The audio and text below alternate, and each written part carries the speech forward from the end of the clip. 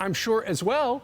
They're going to ask him about this unbelievable, essentially a scandal at the Pentagon, where the top guy goes MIA for a while. The president of the United States didn't even know that Lloyd Austin, who the Pentagon announced yesterday, had prostate cancer. The president didn't know that till yesterday.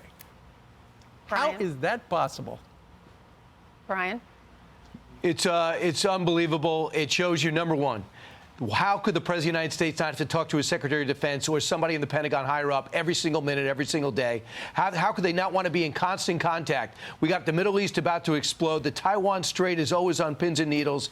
And then you have a situation here at home, which is supposedly supposed to be taking a lot of our time and energy. But the president literally was on vacation. They always say he's never out of touch. Clearly, he's out of touch. He speaks on the weekend and doesn't find out until yesterday that the guy's got cancer. And for a four-star general to have that little accountability and still have a job today, I wish him the best. But if anybody knows that it's important to put somebody in charge of the #1 military in the world, if you are incapacitated, it should be a four-star general, retired or not. Here's John Kirby, who has really no answers.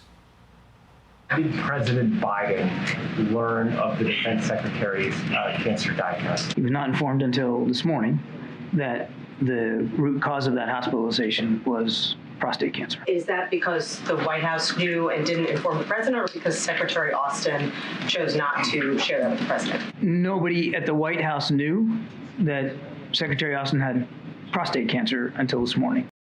How is that possible? The commander-in-chief did not know that. Pentagon spokesman Major General Ryder asked why nothing was disclosed, and he said the matter was intensely personal to the secretary, and so he kept it a secret. But this is one of those perfect storms where, he kept it a secret. Nobody knew about it. He told one person she had the flu, next thing you know, and the president kept in the dark after the White House knew. White House knew 5 days earlier. And they told him yesterday that he had prostate cancer. He is the defense secretary. He's #1 under defense. If he's going to have a major surgery to remove his prostate and be under anesthesia where he's completely knocked out cold, what if there is a dangerous situation in our country? Who do you call? Do you call #2? Well, #2's on vacation in Puerto Rico, and she didn't even know that he was in the hospital. She didn't find out until after complications when he went back in about a week later because he was in severe pain. And then she finds out that day or the day after. Right. And she's told not to come home from vacation. She can work from where she was. Then I think she decided to come home. Anyway, it was all a mess. And so we need these protocols worked out in advance. There should have already been a plan. There should be a plan in place. And now the chief of staff is asking every one of the cabinet members to talk to their agencies, and they have to turn in their protocols, their protocol plans by January 12th.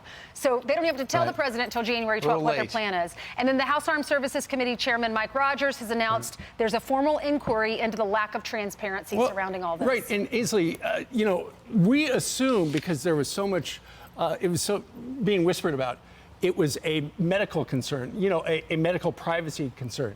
The question for the White House then is, what are you more concerned of?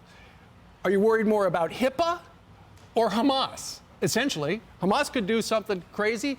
There are hotspots all around the world. Look, I'm sorry. They look so bad. Brian, as you know, I know we have to move on to Carly really quickly. I'm so sorry he had this. Prostate cancer, a lot of men have this. It's awful. A lot of men make this decision.